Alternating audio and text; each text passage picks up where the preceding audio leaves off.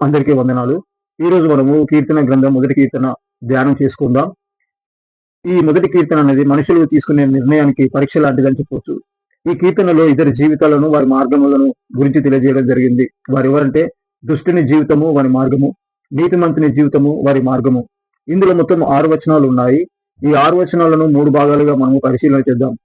మొదటి భాగము దుష్టుని ఆనందం ఎందులో ఉంది, నీతిమంతుని ఆనందం ఎందులో ఉంది అని తెలియజేస్తుంది. రెండవ భాగము నీతిమంతుని జీవితం ఎలా ఉంటుంది, ఉదాహరణతో చెప్పబడింది. దుష్టుని జీవితం ఎలా ఉంటుంది, ఉదాహరణతో చెప్పబడింది. మూడో భాగము దుష్టుల జీవితం ఎలా ముగుస్తుంది, నీతిమంతుని జీవితం ఎలా ముగుస్తుంది అని ఈ 3 భాగాలుగా ఈ వాక్యాన్ని మనం విభజించవచ్చు. వివరణగా ఆలోచిస్తే దుష్టుని ఆనందం ఎలా ఉంటుందంటే, పాపపు ఆలోచనలో దుష్టునికి ఆనందం ఉంటుంది. పాపపు మార్గాలలో దుష్టుడు ఆనందిస్తాడు. పాపిష్టి స్థలములలో ఉండడానికి అతడు ఆనందిస్తాడు. ఈ 3 విషయాలు దైవిక వీరమైనది. అందుకే దేవుడు వీటిని మనల్ని చేయవద్దని చెప్తున్నాడు. ఒకసారి వాక్యం చదువుకుందాం. ఏమని రాయబడిందంటే, దుష్టుల ఆలోచన చెప్పుడా నడవద్దు అని చెప్తున్నాడు. పాపుల మార్గంలో నిలవద్దు అని చెప్తున్నాడు. అపహాసులు కూర్చుండే చోటున కూర్చుండొద్దు అని చెప్తున్నాడు. ఎందుకంటే ఆలోచనలు, మార్గములు, స్థలములు ఇవన్నీ దుష్టుని సంబంధించినవి కాబట్టి వారి మార్గములలో క్షేమము లేదు కనుక అలాంటివి మనం చేయొద్దని చెప్పి బైబిల్ చెప్తుంది మొదటి వచనంలో. అదే 2వ వచనంలో చూసినట్లయితే నీతిమంతుడు దేని యందు ఆనందిస్తారని చెప్పి 2వ వచనంలో రాయబడింది. నీతిమంతుడు ఏం చెప్తున్నాడట, యెహోవా ధర్మశాస్త్రం ముందు ఆనందించుతూ దివారాత్రములు దాన్ని ధ్యానించేవాడు ధన్యుడు అని చెప్పి 2వ కీర్తనలో రాయబడింది. మొదటి వచనంలో ఏమని రాయబడిందంటే, దుష్టుని సంతోషము లోక సంబంధమైన విషయాలలో ఉంటే నీతిమంతుని సంతోషము దేవుని విషయాలందు సంతోషం కలిగి ఉంటాడని చెప్పి 2వ వచనంలో రాయబడి ఉన్నది. దేవుడు వీటి యందు ఇష్టం కలిగి ఉన్నాడు కనుక వాటిని మనల్ని చేయమంటున్నాడు. రెండవ ఇది ఆలోచిస్తే 3-4 వచనాలు ఏమని రాయబడంటే, నీతిమంతుని జీవితం ఎలా ఉంటుందంటే చెట్టు వలె ఉంటుందని చెప్పి రాయబడి ఉంది. అంటే అర్థం ఏంటి, అతడు జీవితము ఫలభరితమైనదిగా ఉంటుంది, అతనికి ఏ పని చేసినా విజయం కలుగుతుందని చెప్పి 2-3 వచనాలు రాయబడింది. చదువుతుంది. అతడు నీతి కాలువ ఎవరోనూ నాటబడినదై ఆకువాడక తన కాలం ముందు ఫలమిచ్చు చెట్టు వలె ఉండును, అతడు చేయనంతయు సఫలమవును. ఎవరైతే దేవుని మాటల ప్రకారం జీవిస్తారో వారి జీవితం ఎలా ఉంటుందని చెప్పి నీతిమంతుని జీవితాన్ని ముందు పెట్టుకొని మనతో మాట్లాడుతున్నాడు. ఎలా ఉంటుందట, వారి జీవితము ఫలభరితంగా ఉంటుంది, వారి జీవితము అన్నింటిలో విజయం కలిగి ఉంటుంది. మరి దుష్టుని జీవితం ఎలా ఉంటుందంటే పొట్టు వలె ఉంటుందని చెప్పి రాయబడింది. నీతిమంతునేమో చెట్టు వలె పోలుస్తున్నాడు, దుష్టునేమో పొట్టు వలె పోలుస్తున్నాడు.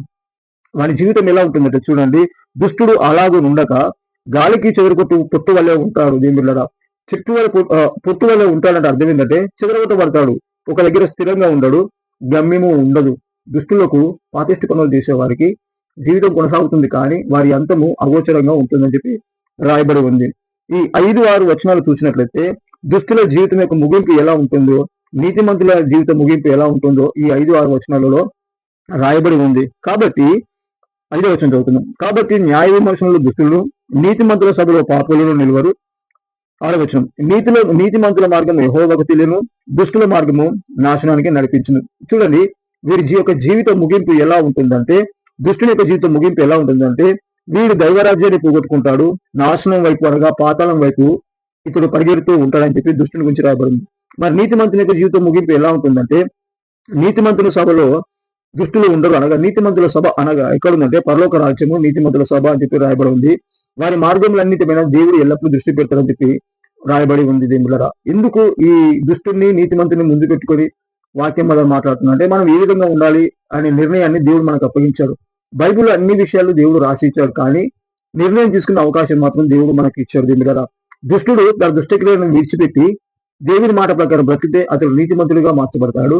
నీతిమంతుడు దేవుని మాటలను విడిచిపెట్టి పాపంలో బ్రతికితే అతడు దుష్టుడిగా పెంచబడతాడు. కాబట్టి ఈ వాక్యం మనకి ఏం చెప్తుందంటే, నీవు సరి అయిన మార్గాన్ని ఎంచుకోవాలి. దుష్టునిలాగా ఉంటావా, నీతిమంతునిలాగా ఉంటావా అని చెప్పి నిర్ణయం తీసుకునే బాధ్యత మనకు ఉంటుంది.